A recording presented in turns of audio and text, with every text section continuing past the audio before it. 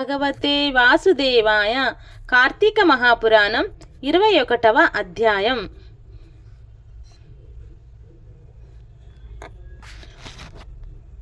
పురంజయుడు కార్తీక ప్రభావం నెరుంగుట.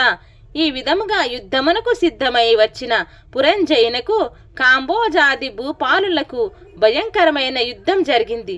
ఆ యుద్ధంలో రతికుడు రతికునితోనూ, అశ్వసైనికుడు అశ్వసైనికుడితోనూ, గజ సైనికుడు గజ సైనికునితోనూ, పదాదులు పదాది సైనులతోనూ, మల్లులు మల్లుల యుద్ధ నిపుణులతోనూ, ఖడ్గ గద బాణ పరశులు మొదలగు ఆయుధాలు ధరించి ఒండోరుల ఢీకొనుచు హూంకరించుచున్నారు. సింహనాదములు చేసి కొనుచున్నారు. శూరత్వ వీరములకు చూపుచున్నారు. బేరీ దుందువులు వాయించుచున్నారు. శంఖములు పూరించుచున్నారు. ఉభయ సైన్యములకు విజయం కాంక్షలై పోరాడిరి. ఆ రణభూమి నెందు చూసినను విరిగిన రథాలు, గుర్రాలు, తెగిన మొండములు, తొండాలు, తలలు, చేతులు ఆహాకారములతో దీనావస్థలో వినిపిస్తున్న ఆక్రందనలు, పర్వతాల వలె పడియున్న ఏనుగుల గుర్రముల కలేబరాలు దృశ్యములే ఆ మహాయుద్ధమును వీరత్వమును చూపి చచ్చిపోయిన ప్రాణులకి వెళ్ళడానికి దేవదూతల పుష్పక విమానంపై వచ్చిరి. అటువంటి భయంకరమైన యుద్ధము సూర్యాస్తమయం వరకు జరిగింది. కాంబోజాది భూపాలుర సైన్యము చాలా నష్టపోయింది. అయినను 3 అక్షోహిణులు ఉన్న పురంజయుని సైన్యం నెల్ల అతి సాహసంతో పట్టుదలతో ఓడించినది. పెద్ద సైన్యమున్న పురంజయుడి అపజయమే కలిగెను.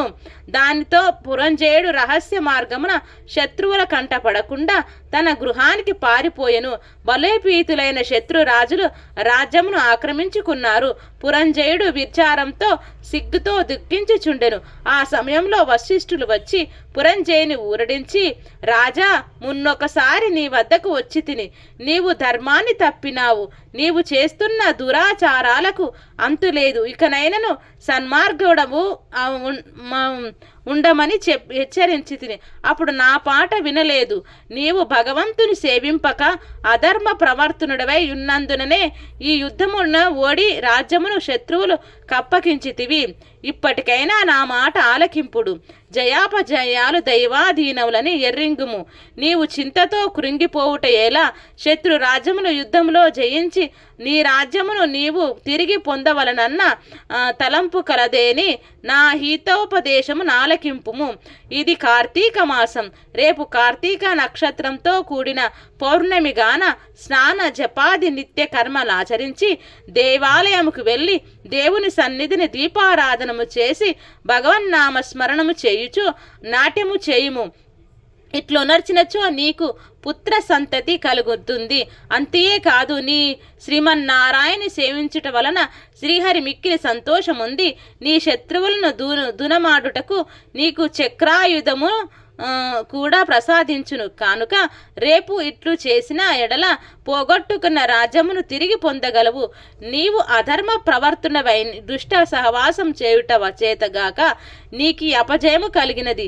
కాన లెమ్ము శ్రీహరి నీ మదిలో తలచి నేను తెలియజేసినట్లు చేయు మని హితోపదేశం చేసెను.